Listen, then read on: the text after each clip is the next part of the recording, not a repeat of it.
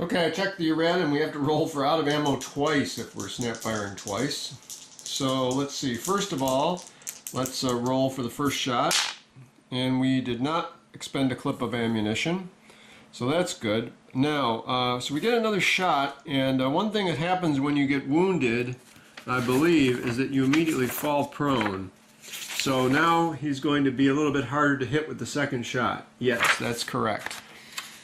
So this guy who's wounded is also prone at the moment. So for our second shot, we had a 5, and now we're talking about a prone target in the brush. So it's a -2. So that's a 3. Plus 2 is a 5. Minus 2 for snap firing is a 3. Okay. Seems like I should have had a 4 for my target number before. Maybe. Alright, anyways, I certainly hit last time. So here we go.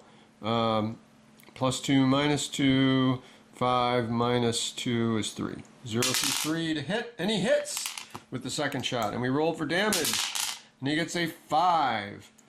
So 5 with the submachine gun. I'm going to have to roll for jam in a second. 5 is incapacitated. So the previous wound result doesn't matter. He's now incapacitated. And we don't have to worry about the incapacitated people are always prone. So let me roll for the jam. I think I forgot to do that. Yeah, 10% chance, which it did not. Jam, roll for out of, see if we lost a clip of ammunition. No, we didn't. Okay, so that, at least part of the turn went well. So that was Anderson's actions. And now, who do we have left? Well, let's see, we have Cheng. And Cheng is going to move here to N11. Let's see, should we have him stand up and then move 2 spaces? Thinking about that a minute. Probably worth it. Get him moving along quicker, and he does have a move of 4. So N11, I'm sure we checked that before, but just in case. Yeah, wait a minute. Oh, N11, yeah. Okay. Yes, that is S3, so nothing new there. And so he actually stood up with his bazooka and moved 1, 2, and we know that this hex is safe as far as anything happening there. Okay, and then we also have a few other people left. Sorry about that. Bastinelli can do something or give a command to someone. So Bastinelli, let's see, he could give a command to, and actually he could have done this, well actually not, yeah, he could do this right now, which would allow this guy to actually act sooner. So he could give a command to Gopher, which would let Gopher do 2 things this turn.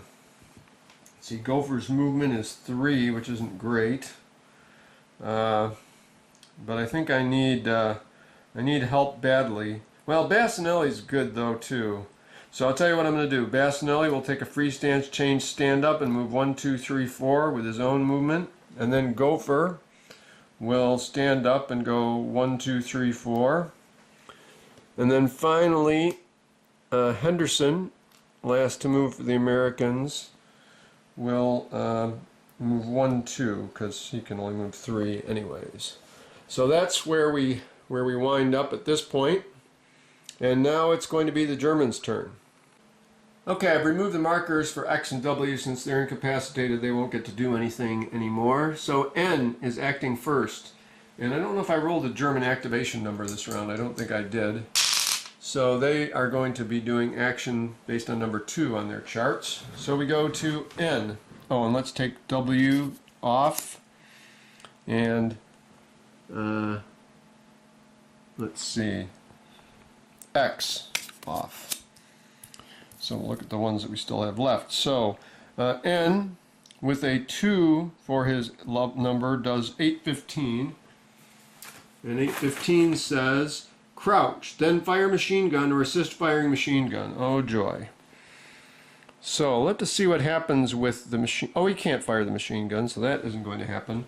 Conduct best fire at any active target within 3 hexes. Otherwise, conduct aim fire at easiest target. Fall prone after fire. Free stance change available. If MG out of ammo, fire second weapon. So he would crouch to be able to do anything at all because he was prone. So he's now crouched, and he uses a secondary weapon, which for him is a pistol. So he's got a pistol, range 2, and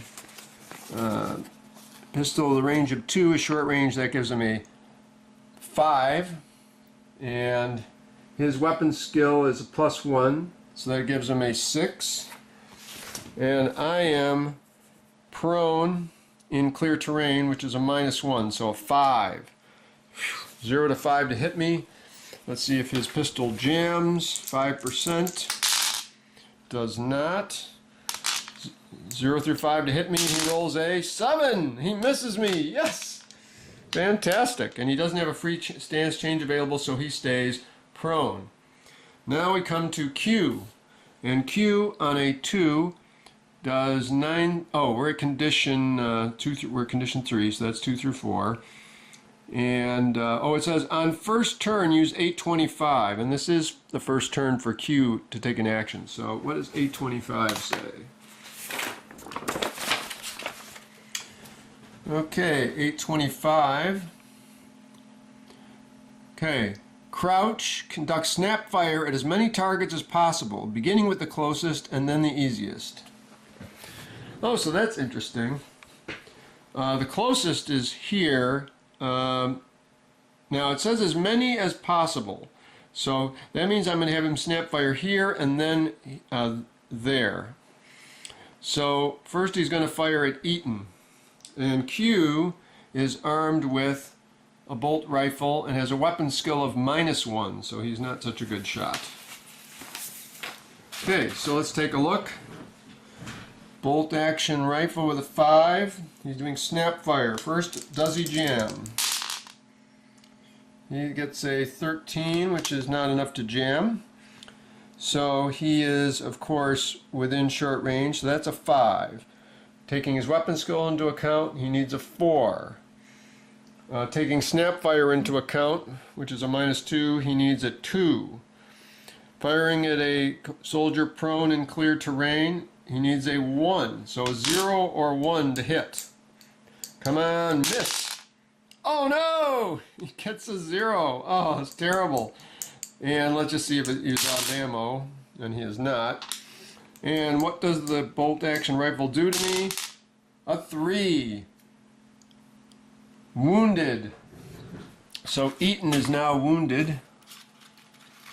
He's already prone. Okay, so now he's going to try to fire at D, which is Davis. 1, 2, 3, 4, 5, 6, still short range for a rifle. So that's a 5 base numbers, 4 because of his poor weapons skill, 3, 2 because of snap firing, and then he's targeting a crouching soldier in rubble, which is a -2, which is a 0. So he needs to roll a 0 to hit. First we roll to see if he jams, and he does not. Now he needs to roll a 0 to hit, and he gets a 9. He misses. Oh, not a bad turn, not a bad turn. Just wounded after all that heroics, and we've incapacitated 2 of the Germans. And that is the end of the round.